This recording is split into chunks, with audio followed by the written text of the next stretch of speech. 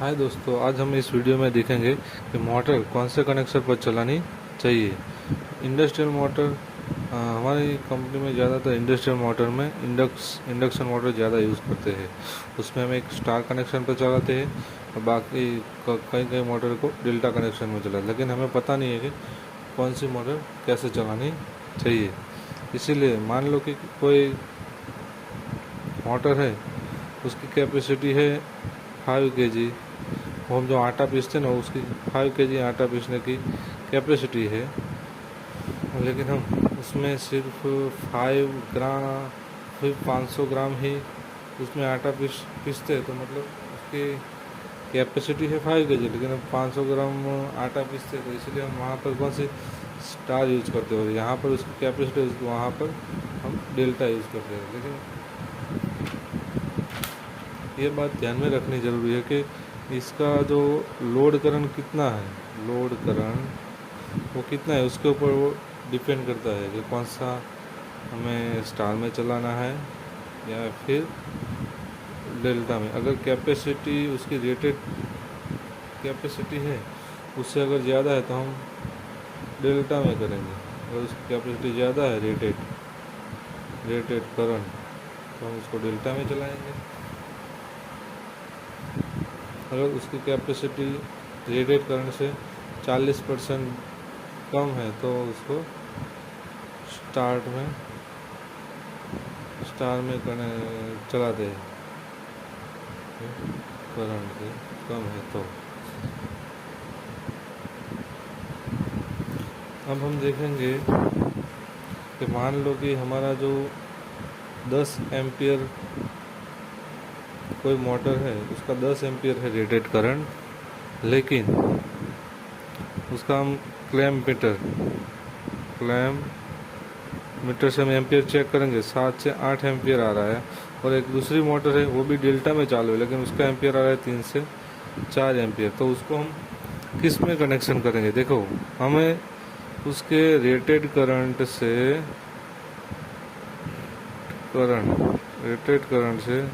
40% अगर ज़्यादा है तो उसको हम डेल्टा में करते हैं। अगर 40% से कम है तो स्टार में। अगर इसकी हम गिनती करेंगे तो 10 एम्पियर है, तो ये 10 हो गया इंटू 10 एम्पियर है। अगर मान लो कि ये 10 एम्पियर हुआ, ओके। अगर ये इसके हम कैलकुलेशन करेंगे तो हमें पता चल पाएगा कि एक सेट को कितना वो ले रहा है, ओके। अब 10 के 40% करेंगे तो 40 इंटू 100, तो ये क्या होगा, 400 इंटू 100, ये आया 4 एम्पियर। मतलब 4 एम्पियर होगा तब तक हम डेल्टा में उसको कर सकते हैं। 4 एम्पियर से कम है तो उसको स्टार में कन्वर्ट कर देंगे। मतलब कि ये जो हमारा स्टार है, उसको 40% से कम होगा तो हम इसको स्टार में करेंगे, और 40% उससे ज़्यादा है तो हम उसको डेल्टा में कनेक्शन करते हैं। दूसरी चीज़ है कि हमारा जो रेटेड करंट है वो हमारी मोटर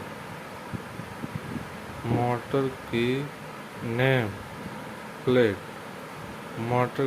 प्लेट है, उसके ऊपर रेटेड करंट लिखा होता है। वो रेटेड करंट से हिसाब से हमें पता करना रहता है।